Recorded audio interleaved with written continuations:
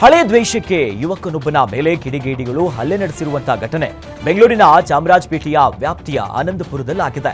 Umar alias Peter ಎಂಬಾತನ ಮೇಲೆ ದರ್ಶನ್ ಹಾಗೂ ಸೂರ್ಯ ಎನ್ನುವವರು ಒಂದು ಕಟ್ಟರ್ ಚಾಕುವಿನಿಂದ ಹಲ್ಲೆ ನಡೆಸಿದ್ದಾರೆ. ಘಟನಾ ಸಂಬಂಧ ಪೊಲೀಸರು ಇಬ್ಬರು ಆರೋಪಿಗಳನ್ನ ಬಂಧಿಸಿದ್ದು ಚಾಮರಾಜಪೇಟೆಯ ಪೊಲೀಸ್ ಸ್ಟೇಷನ್ನಲ್ಲಿ ಸದ್ಯ ಕೇಸ್ ದಾಖಲಾಗಿದೆ.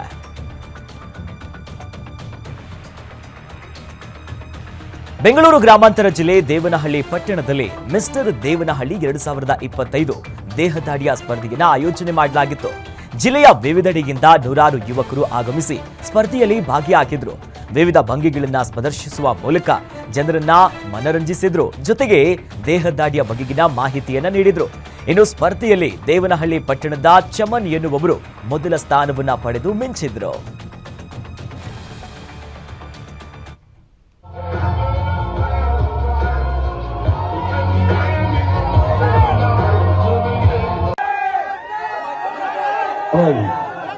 Relax. Muscular with your abs, with your legs. Okay?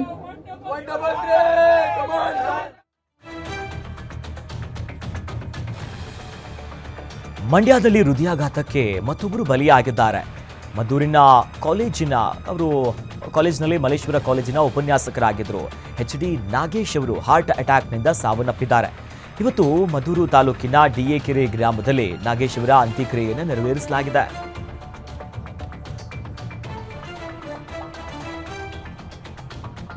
ಮೈಸೂರಿಗೆ ನಾಲ್ವಡಿ ಕೃಷ್ಣರಾಜ ಒಡೆಯರ್ ಅಷ್ಟೇ ಸಿದ್ದರಾಮಯ್ಯನವರ ಕೊಡುಗೆ ಇದೆ ಅನ್ನುವಂಥ ಹೇಳಿಕೆಯನ್ನ ಮತ್ತೆ ಯತೀಂದ್ರ ಸಿದ್ದರಾಮಯ್ಯನವರು ಸಮರ್ಥನೆ ಮಾಡಿಕೊಂಡಿದ್ದಾರೆ. ನಾನು ಯಾವುದೇ ದುರುದ್ದೇಶದಿಂದ ಆ ಹೇಳಿಕೆಯನ್ನ ಕೊಟ್ಟಿಲ್ಲ. ನಾಲ್ವಡಿಯವರ ಮೇಲೆ ನನಗೆ ಅಪಾರವಾದಂಥ ಗೌರವ ಇದೆ. ಅವರ ಆಡಳಿತ ಎಲ್ಲರಿಗೂ ಕೂಡ ಸ್ಫೂರ್ತಿ. ಸ್ವತಂತ್ರ ಬಂದ ನಂತರ ಮೈಸೂರು ನಗರಕ್ಕೆ ಯಾವುದೇ ಮುಖ್ಯಮಂತ್ರಿ ಕೊಡದಂತ ಅನುದಾನಗಳನ್ನ ಸಿದ್ದರಾಮಯ್ಯನವರು ಕೊಟ್ಟಿದ್ದಾರೆ ಎನ್ನುವಂತ ಉದ್ದೇಶದಿಂದ ಹೇಳಿದ್ದೇನೆ. ಅದನ್ನ ಬೇರೆ ರೀತಿ ಅರ್ಥೈಸುವ ಅಗತ್ಯ ಇಲ್ಲ ಅಂತ ಯತೀಂದ್ರ ಸಿದ್ದರಾಮಯ್ಯ ಹೇಳಿದ್ರು.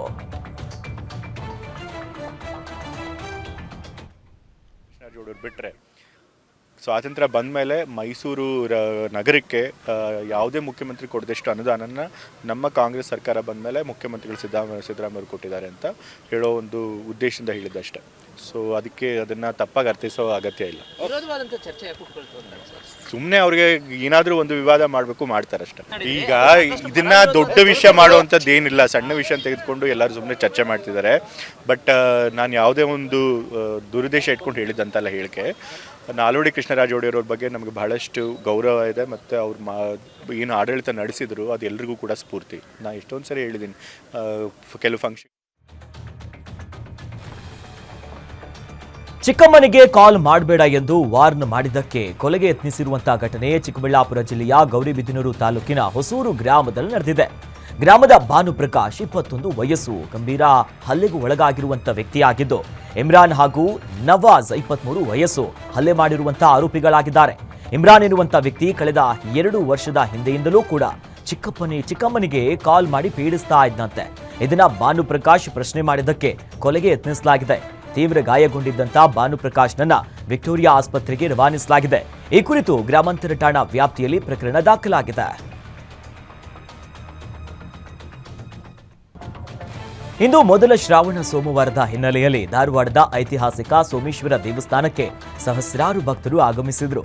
ದೇವರಿಗೆ ಹಾಲಿನ ಅಭಿಷೇಕ ಮಾಡಿ ಸರತಿ ಸಾಲಿನಲ್ಲಿ ನಿಂತು ದೇವರ ದರ್ಶನವನ್ನ ಮಾಡಿದ್ರು.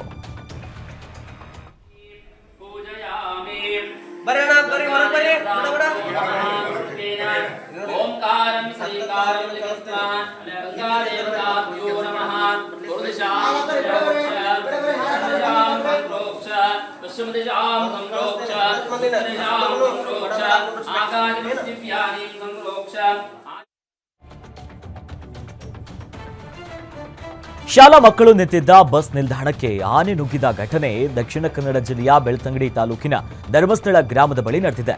ಗ್ರಾಮದ ಬೋಳಿಯಾರು ಬಸ್ ಸ್ಟ್ಯಾಂಡ್ಗೆ ಕಾಡಾನೆ ನುಗ್ಗಿದ್ದು ಗಾಬರಿಗೊಂಡಂತ ವಿದ್ಯಾರ್ಥಿಗಳು ಪಕ್ಕದಲ್ಲೇ ಇದ್ದಂತ ಅಂಗಡಿಯ ಒಳಗೆ ಹೋಗಿ ಪರಾರಿಯಾಗಿದ್ದಾರೆ.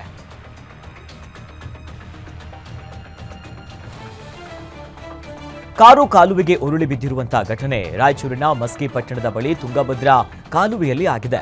ವ್ಯಕ್ತಿಯೊಬ್ಬ ಕಾರು ತೊಳೆಯಲು ಕಾಲುವೆಯ ಇಳಿಜಾರಿನಲ್ಲಿ ನಿಲ್ಲಿಸಿ ಸ್ನಾನಕ್ಕೆ ತೆರಳಿದ್ದ. ಈ ವೇಳೆ ಕಾರು ಕಾಲುವೆಗೆ ಬಿದ್ದಿದ್ದು ಕಾರಿನ ಗಾಜು ಪುಡಿಪುಡಿಯಾಗಿದೆ. ಸದ್ಯ ಕ್ರೇನ್ ಮೂಲಕ ಕಾರನ್ನ ಹೊರತೆಗೆಯಲಾಗಿದೆ.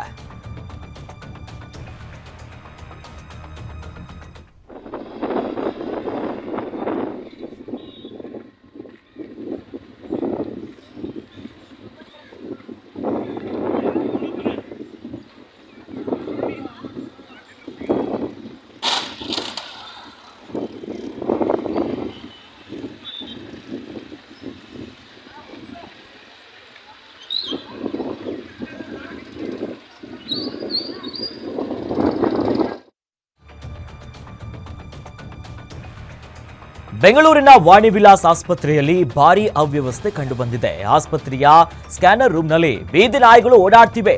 ರಾತ್ರಿ ವೇಳೆ ವೈದ್ಯರು ಸೆಕ್ಯೂರಿಟಿ ಇಲ್ಲದೆ ರೋಗಿಗಳು ಪರದಾಡ್ತಿದ್ದಾರೆ. ರಾತ್ರಿ ಸಮಯದಲ್ಲಿ ಆಸ್ಪತ್ರೆಯಲ್ಲಿ ಹೇಳೋರಿಲ್ಲ ಕೇಳೋರಿಲ್ಲ ಅನ್ನೋಗಾಗಿದೆ. ಇನ್ನು ಹಸುಗೂಸುಗಳಿರುವಂತ ವಾರ್ಡ್ಗೆ ಬೀದಿ ನಾಯಿಗಳು ನುಗ್ಗುವಂತ ಆತಂಕ ಇದೆ. ಬ್ಲಡ್ ಬ್ಯಾಂಕ್ ಇರಬಹುದು, ಎಮರ್ಜೆನ್ಸಿ ಕೌಂಟರ್ನಲ್ಲಿ ಆಸ್ಪತ್ರೆ ಸಿಬ್ಬಂದಿ ಕೂಡ ಯಾರ್ಯಾರು ಇರಲ್ಲ. ರಾತ್ರಿ ವೇಳೆ ರೋಗಿಗಳು ಎಮರ್ಜೆನ್ಸಿ ಕೌಂಟರ್ ಬಳಿ ಗಂಟೆಗಟ್ಟಲೆ ಕಾಯುವಂತ ಪರಿಸ್ಥಿತಿ ನಿರ್ಮಾಣ ಆಗಿದೆ.